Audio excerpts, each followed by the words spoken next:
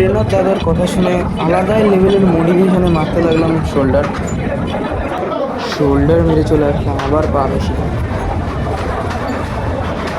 ভালোভাবে video video record করছিলাম, আরামসে লেগ মেক মারছিলাম ভাই। হঠাৎ করে চলে গেল কারেন্ট।